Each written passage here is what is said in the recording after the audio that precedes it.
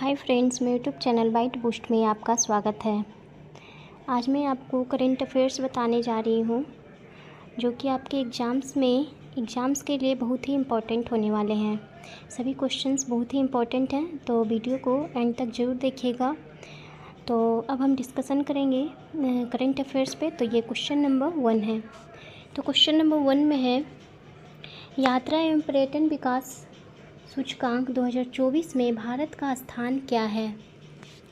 What is the rank of India in the travel and tourism development index 2024? इसका option है 36, option A में है 36, B में है 37, सी में है 38 और डी में है 39, यानी 36, 37, 38, 39। तो इसका करेक्ट आंसर हो जाएगा ऑप्शन डी 39, यानी यात्रा एवं विकास सूचकांक 2024 में भारत का स्थान 39वां है। अब क्वेश्चन नंबर 2 में, संस्कृति मंत्रालय ने हाल ही में राज्य संग्रहालय सम्मेलन का आयोजन किस स्थान पे किया? Where did the ministry of culture recently host the state museum conclave? इसका ऑप्शन है, option A Udaipur Rajasthan, B में है भारत मंडपम दिल्ली, सी में है भोपाल मध्य प्रदेश और डी में है अयोध्या उत्तर प्रदेश।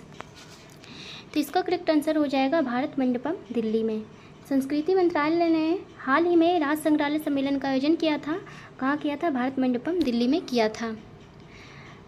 अगला प्रश्न है, वित्त मंत्रालय ने के अधीन वित्तीय सेवाएं विभाग का सचिव किसे नियुक्त किया गया है?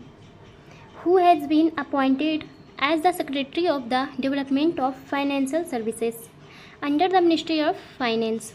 ऑप्शन ए है राहुल नवीन, बी में है नागाराजू मंदिराला, सी में है भीम सिंह, डी में है टीवी सोमनाथन।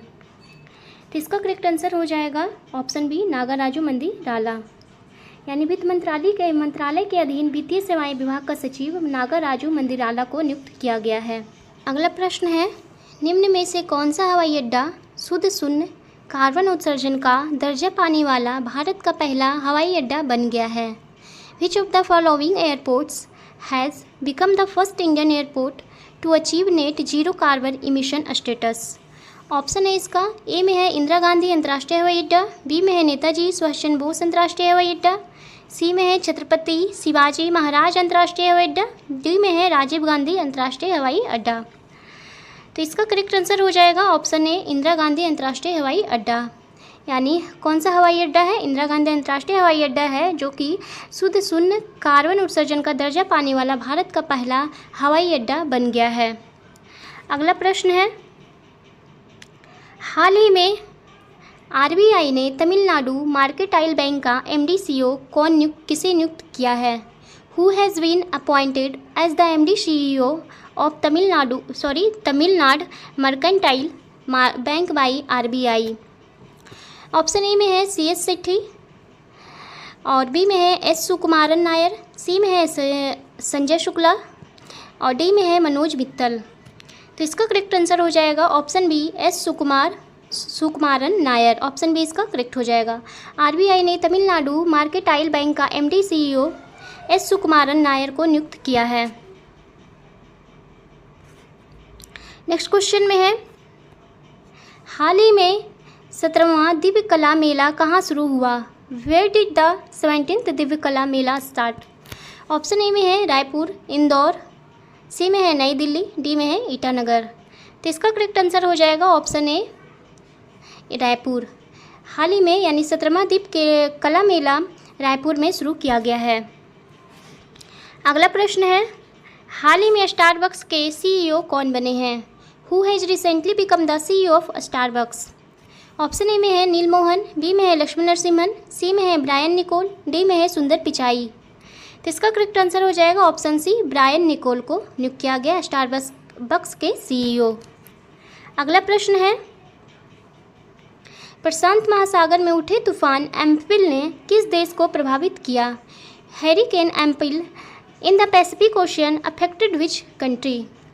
ऑप्शन ए में है जापान, बी में है अमेरिका, सी में है मैक्सिको, डी में है पेरू। तो इसका करेक्ट आंसर हो जाएगा option A Japan.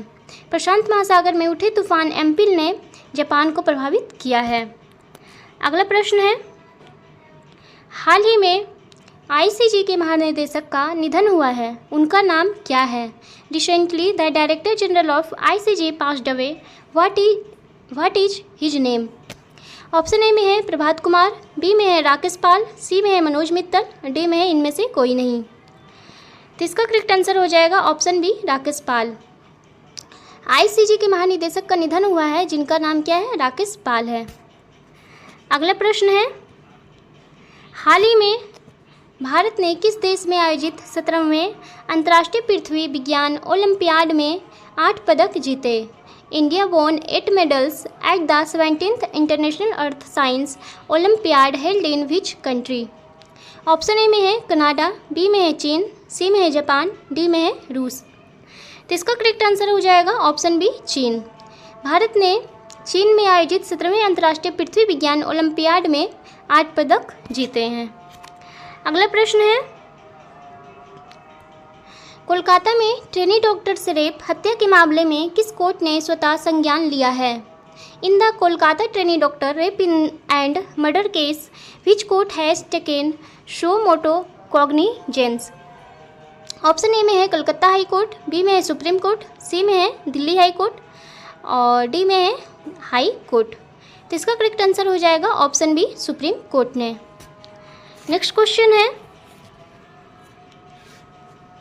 UPSC civil services exam 2022 से जुड़े गलत विज्ञापन देने पर श्री राम्स आईएएस पर किस अथॉरिटी ने 3 लाख रुपए का जुर्माना लगाया है?